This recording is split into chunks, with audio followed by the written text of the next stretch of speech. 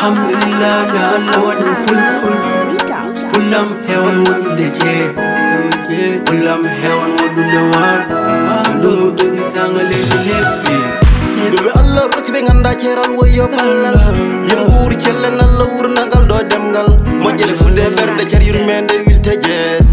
alhamdulillah en jetti Allah en jetti Seydou Oumar o tubni heferebe dimmajo burdo jojjine sarsi peje koy men tan mobe jogi cioftal julde bero feñange godde Pulaagu kange porsi namno cuɗaɗi tengade kale sawru mijo puligo yimɓe kawru hayartu moɓe ndente mofta ngura galle fawru so ndungo tobbi ha leɗɗe bilti Allah sinkare meɗen ladde weltare moɓe sukaɓe aynaɓe kewo foftere juglon meɗen taksogol muyno kon jaltani sa te gonay ladde belam Fuuta gasara te yimɓe fofne nayo belam Fuuta gasara alhamdulillah nde Allah waɗi ful Pulam hewan wani da ke Pulam hewan wani da wani Wando gani sangale da lepe In heran hani da yi da pul alhamdulillah nde Allah wani ful Pulam hewan wani da ke hewan wani da wani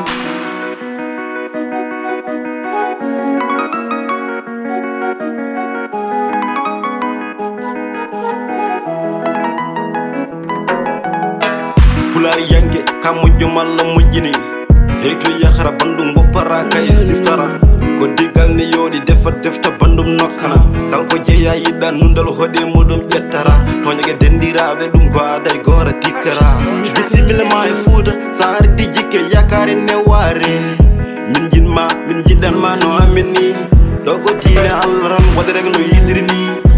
nede yurmen sodat ɗum ko ndimago wallahi wona haalis nana halsa hettim mawɓe fuura sen kal est ce que mawɓe fuurankoɓe tiide badde arnoje bahe daneɗe labto dole salmorre jungo